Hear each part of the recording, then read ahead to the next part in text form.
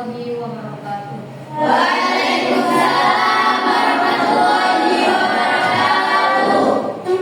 Apa kabar anak-anak? Alhamdulillah, luar biasa. Allahu Akbar.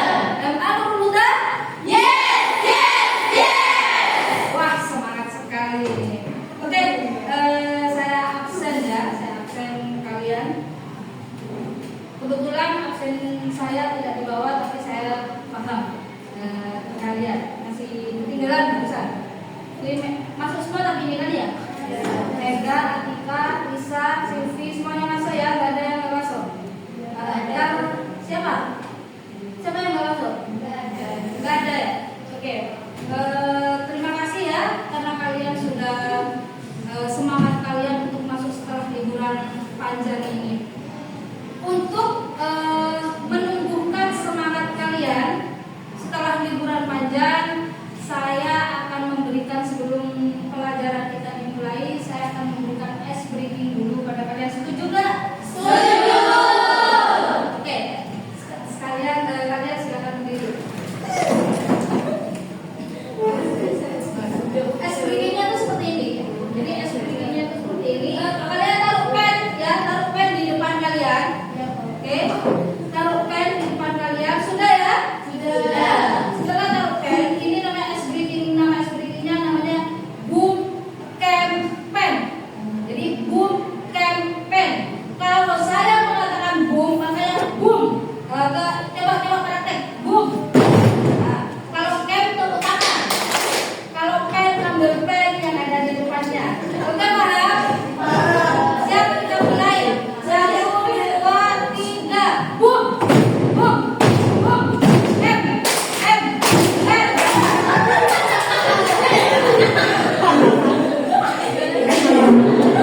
Konsentrasinya berarti kurang. Yang siapa ini? Beli ya. Ini konsentrasinya kurang. Oke, karena sudah benar banyak. Saya ulangi satu kali ya. Saya ulangi satu kali. Kita masuk ke pelajaran ya. Dan di sini kan kita tahu mana yang konsentrasinya kurang, mana yang konsentrasinya penuh. Oke, 1, 2, 3. Boom. Boom. M. Lagi boom. Boom. M. M. M.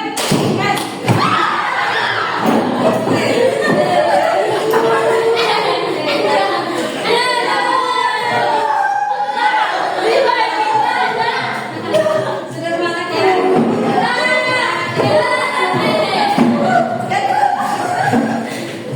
Oke, kita kembali ke materi sosiologi ya.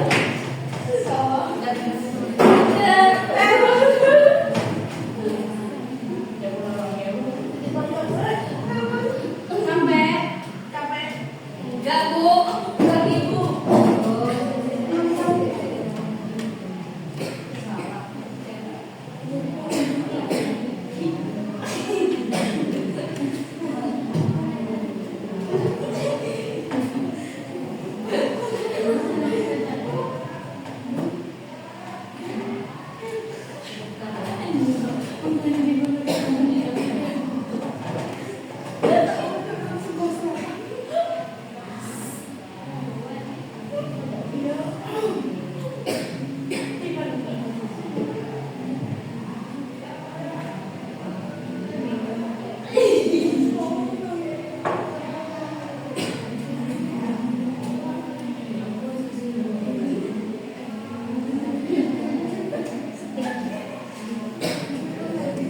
Oke, saya akan menjelaskan tentang kalau minggu lalu kita membahas tentang pengertian sosiologi, sejarah ilmu sosiologi, siapa bapak ilmu sosiologi itu dilahirkan di mana. Untuk mengingat itu, saya akan mengetes kalian. Siapa yang masih ingat apa itu pengertian sosiologi, siapa bapak ilmu sosiologi? Oke, siapa yang masih ingat apa pengertian sosiologi? Saya Bu, Ya, Silvia Pak. ilmu yang mempelajari tentang masyarakat. Tepuk tangan. Sekarang kalau kita berbicara tentang tokoh sosiologi itu sangat banyak sekali. Cuma Bapak sosiologi itu siapa? Atika? Aku. Ya. Bapak Abiskom. Oke, tepuk tangan untuk Atika. Saya kira kalian sudah paham ya, sudah ingat pelajaran minggu lalu, dan saya lanjutkan dengan sekarang sejarah sosiologi, namun pengertian sosiologi menurut para tokoh. Yang pertama adalah Aguskom. Apa sih sosiologi itu? Seperti minggu lalu kita menerangkan bahwa sosiologi adalah ilmu yang mempelajari tentang masyarakat. Dan para tokohnya ada Aguskom, ada Emil Durkheim, ada Max Weber, ada Karl Marx, dan banyak sekali, ada Ki Hajar Dewantara, ada Ibnu Khaldun, dan banyak sekali. Di sini seperti yang kalian baca di sini bahwa Aguskom itu menyatakan bahwa sosiologi adalah ilmu tentang gejala sosial yang tunduk pada hukum alam dan tidak berubah-ubah. Sosiologi harus dibentuk berdasarkan pengamatan terhadap masyarakat, bukan berdasarkan dugaan-dugaan. Jadi artinya bahwa dalam ilmu sosiologi itu tidak ada dugaan-dugaan, semuanya itu memang real, memang nyata apa yang terjadi dalam masyarakat. Bahkan Aguskom itu membagi masyarakat menjadi 3. Ada masyarakat teologis, ada masyarakat metafisik, dan juga ada masyarakat modern. Itu menurut Aguskom. Jadi dalam kehidupan masyarakat itu memang kejadiannya secara real, tidak dibuat-buat, tidak dibuat-buat seperti itu, paham ya? Itu menurut Aguskom. Sekarang Emil Durkheim. Menurut Emil Durkheim itu mengembangkan metodologi sosiologi melalui bukunya The Rule of Sociological Method. Durkheim menyatakan bahwa sosiologi memiliki objek kajian yang jelas, yaitu fakta sosial. Diartikan fakta sosial itu bahwa ilmu sosiologi itu berdasar pada gejala-gejala sosial. Misalnya bahwa ilmu sosiologi itu gini, dalam ilmu sosiologi itu ada 2 mazhab, ada mazhab klasik, ada mazhab modern. Mazhab klasik Emil Durkheim ini, yaitu mazhab yang percaya dengan nilai dan norma. Sedangkan mazhab modern, mazhab yang tidak percaya dengan nilai dan norma. Siapa itu? Yaitu Max Weber. Jadi intinya sosiologi menurut Max Weber, lakum dilum paliyadin itu. Jadi maksudnya ini kalau lakum dilum paliyadin itu kan masalah agama. Tapi ini bukan masalah agama.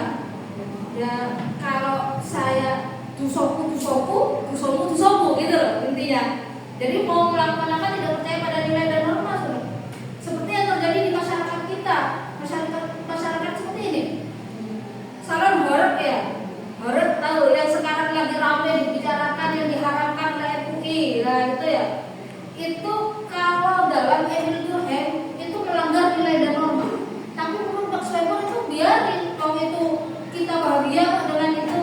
Kalau dulu 17 Agustus kita pada zaman dulu dalam 17 Agustus menampilkan sejarah-sejarah Indonesia, menampilkan tariannya adalah tarian-tarian Indonesia. Tapi untuk sekarang ya, untuk sholawatan saja tariannya seperti itu. Tahu yang salam haram, nggak ada sholawatan ya?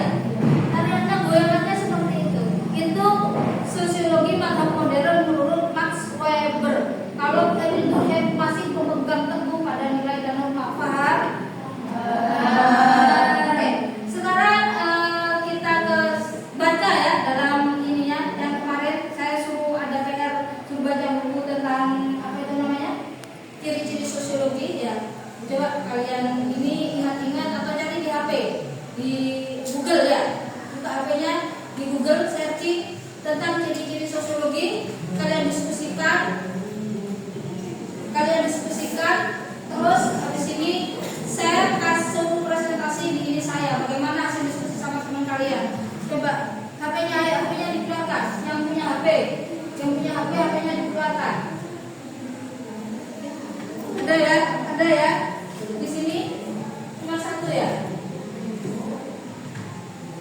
Oh itu dikasih pinjam temennya. Di situ kalian searching tentang ciri-ciri sosiologi. Ya, ciri-ciri sosiologi terus didiskusikan. Kalau pernah tidak apa di diskusi, kita duduknya biar enak.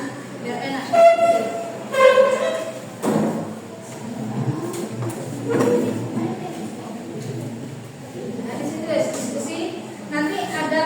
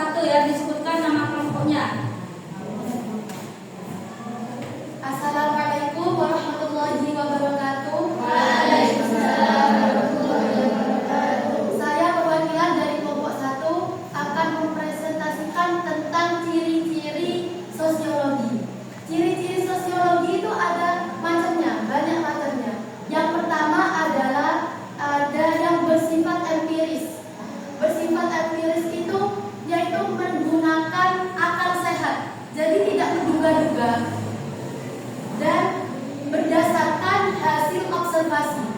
Yang kedua adalah sosiologi bersifat teoritis, yaitu sosiologi yang berusaha menyusun abstraksi dari hasil-hasil observasi.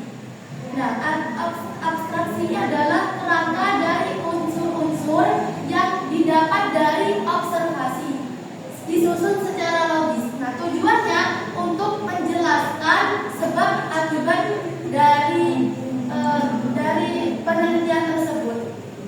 Yang ketiga adalah ada sosiologi yang bersifat kumulatif, yaitu teori-teori sosiologi yang dibentuk berdasarkan teori-teori yang ada sebelumnya, dalam arti untuk memperbaiki, memperluas, dan memperhalus teori-teori yang lama. Yang terakhir ada sosiologi yang bersifat non-etis, yaitu sosiologi yang tidak memandang baik atau buruknya, tetapi menjelaskan fakta-fakta tersebut secara analitis. Jadi sekian presentasi saya.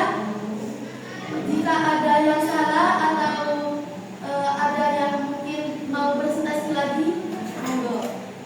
Sekian, terima kasih. Wassalamualaikum warahmatullahi wabarakatuh. Waalaikumsalam.